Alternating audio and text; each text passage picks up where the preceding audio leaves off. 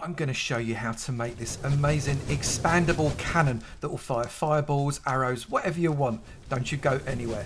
I think we made a mess. Quick, hide.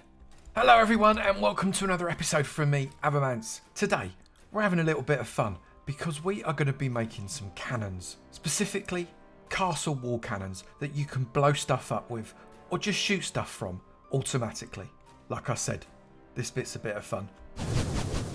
So you can see this fella fires all sorts around. It's actually really quite exciting. Let's crack on with making it. For each repetition, we're going to use the stuff in this chest: 2 observers, 1 sticky piston, dispenser, 2 redstone dust, and some cobbled deep slate. And you can make as many repetitions of this as you would want, depending on how vicious or insane you are feeling at the time. Each segment is actually really quite simple. Get 3 building blocks. These blocks are the blocks that you're going to be building your castle wall out of. You could variegate them. I'm just using some deep slate because we're in 117. Then put a dispenser on the top facing in the direction that you want to fire. Really important, don't face it in the wrong direction. Then come around the back, place 1 block like that, place a sticky piston on top, and then get yourself 1 of your observers and face it in that direction. The redstone bum is facing outwards, the redstone face is facing towards that dispenser, and then put a temporary block on top of that. Grab an observer, place that into the temporary block, and you'll see that means that redstone bum is facing backwards, so it's going straight into the dispenser, and that's how the dispenser fires. Remove that temporary block, and that system is, believe it or not, actually done. You can test that it works just by putting a button or something on that block, hit the block, and that gives you a short pulse of fire. Now this system works best when it is in 2s, so duplicate what you've just built 1 block away on either side. It should look like that, so you've got a 1 block gap between them, place a block between those pistons, and then a stairway block going up, so you've got that there. Put a redstone dust right there, a redstone dust right there, and then you've got a firing button here. You can see that then will fire both of them at the same time. I've put a few basic arrows into these dispensers just to show you what they're going to do. If you press the button now, you can see that fires 5 arrows from each dispenser. If the dispensers were higher, if the wall was taller, the arrows would go a little bit further, but that fires quite quickly. If you were to press it again, you get exactly the same again. You can see you get a fairly good distribution of arrow shooting. However, this really comes into its own when you have multiple setups. So let's build a lot of these. Let's make it so we have, I don't know, maybe 11 dispensers across. Let's see what that looks like. We've now got a row of 11 cannons all joined up together at the back here, but we still need to join them up so they all fire on 1. We need to make a bit of a zigzag pattern like this. The reason we need to have it up 1 rather than in the back of the observer like that is that when the observer fires, it's just going to keep firing the redstone and it goes horribly wrong. So you've got to have it in a zigzag pattern so as it only fires the 5 times when you press the button and then stops. So we can go all the way up there. Make sure you've got 1 behind every single tower, and then put redstone across the back until it is all joined up. Then you can come somewhere in the middle. When the middle is about there, isn't it? Let's just pop that in there for testing. If I press that button, all of these will fire just once to give 5 arrows out of each. You can see again, 5 arrows out of each. However, this might be effective. It looks a little bit rubbish and we can still make it even better. So let's turn it into an actual wall. So first up, we're just going to make a slightly nicer looking wall by variegating this up with different types of deep slate. I'm going to use tile, I'm going to use actual deep slate, I'm going to use cobbled deep slate, and we're going to make this wall look a little bit more interesting. So we've got a nicely variegated wall right there. I'm then going to get myself a hopper, and I'm going to place a hopper point into the top of each of these dispensers like this. Make sure you shift click when you pop the hoppers in, otherwise all you do is open up the dispenser like that, and that's not what you want. And then come around the back and place, again using shift click, a chest on top of each of these hoppers so as you can refill these dispensers really easily. We are then carrying on by putting more variegation right up to the top level of these chests.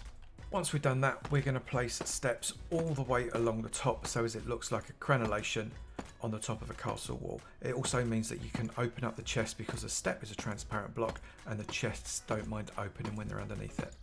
And at this point, you can decorate up this wall however you want. I'm going to use stone brick and put upside down steps on those hoppers so they're hidden up nicely.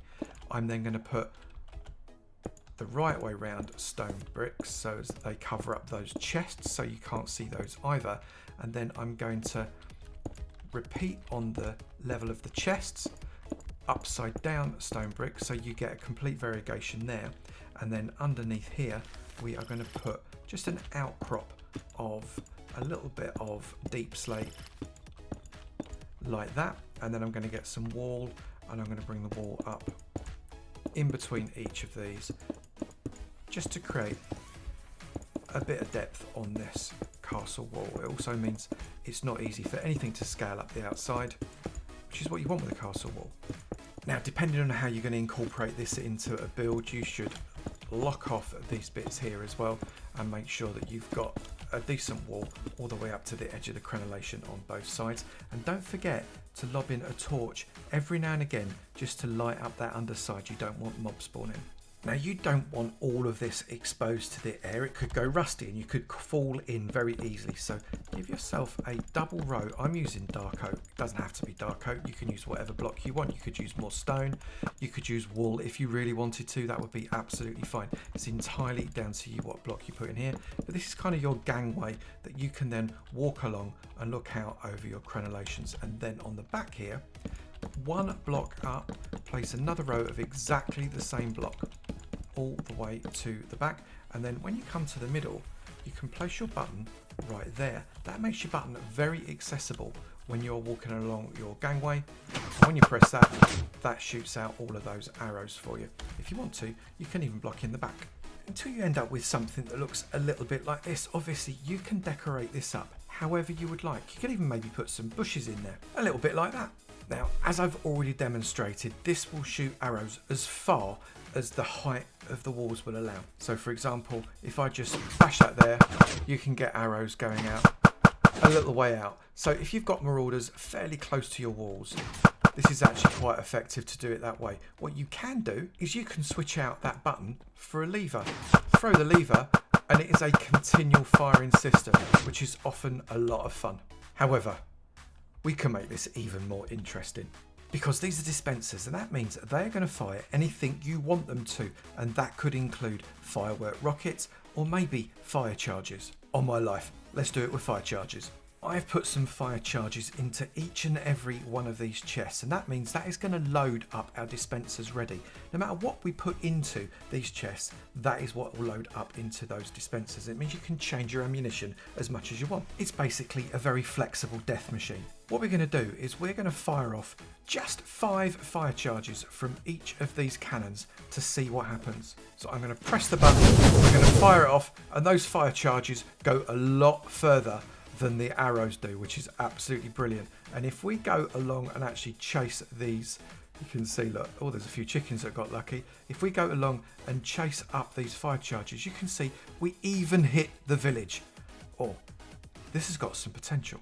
I think we need to use a lever with this one. Throw the lever. Fire all weapons. That'll probably do. What happened there? What did we do to this village? This has actually got me quite excited. Let's go all the way. We have, I think we're probably going to be considered the enemy, because that did quite a lot of damage. Just with those few pulses, the villagers are running around, not quite knowing what's going on. So there you have it, one castle wall with built-in cannons. You can build this quite wide. It can go wider than I've made it actually. You can keep going without any repeaters for another 3 whole cannons on either side of what I've just done. And then if you use repeaters, you can actually make it as wide as you wanted. But seriously, do you really need it any wider than this? I'm offering you this on a world download. Go to avomance.com and you will see right there the world downloads page. That will take you to a link that's got this and a number of other worlds that you can download and enjoy. This is a flat world. It's not something you necessarily want to play your survival world in, but you can maybe create yourself a schematic or something like that and build it yourself, or cut and paste it into your world. If you have enjoyed this video, please do remember to slap that like button. It'd be great to know you enjoyed them, and I will keep on making. Also, if you're not done already, please do hit that subscribe button. It'd be great to see you in my sub club, and I look forward to seeing you in another video. You take it easy now. Bye.